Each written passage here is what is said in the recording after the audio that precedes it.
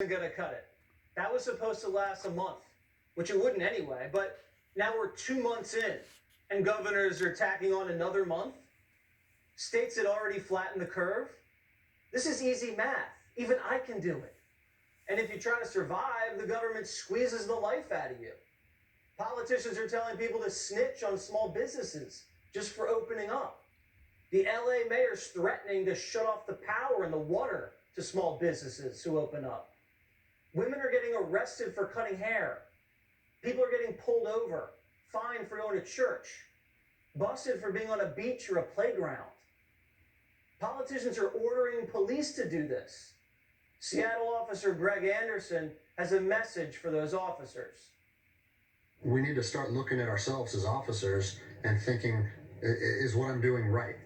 Now, I want to remind you that regardless of where you stand on the coronavirus, we don't have the authority to do those things to people just because a mayor or a governor tells you otherwise. These officers that are going out here and enforcing these tyrannical orders, what they're doing is they're making my job and my safety, or they're putting my job and my safety at risk.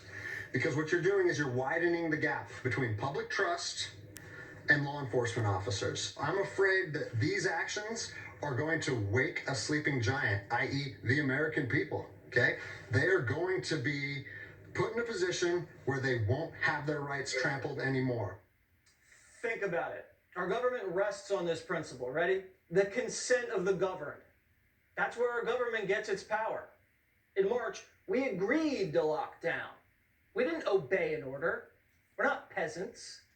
The government can't lock us down day after day after day. We don't consent.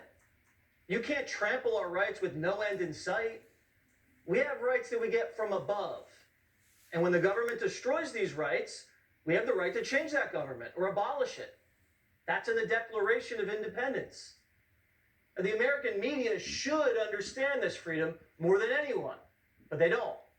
The press loves the lockdowns. They attack protesters. They attack states that open.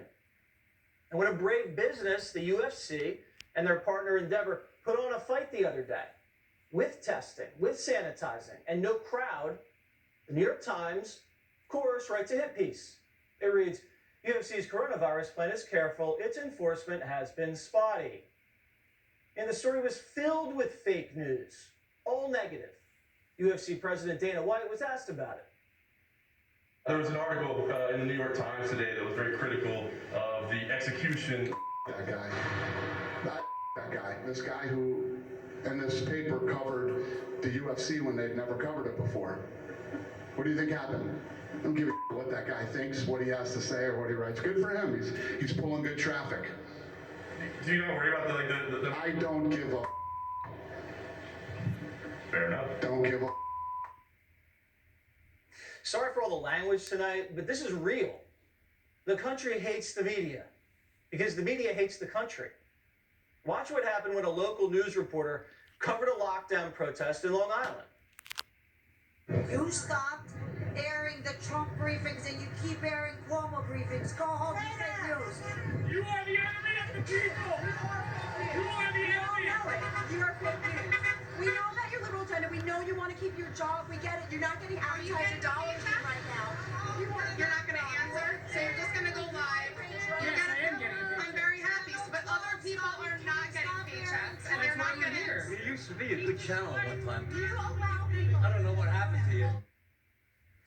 We want people to keep their hands to themselves. Stay clean, stay safe, do the distance thing if you can, and be polite, of course, because that makes your mom happy. But most of the country's had it. The media can't see this because they don't want to. But the government better take a close look at what's going on. That's it, okay?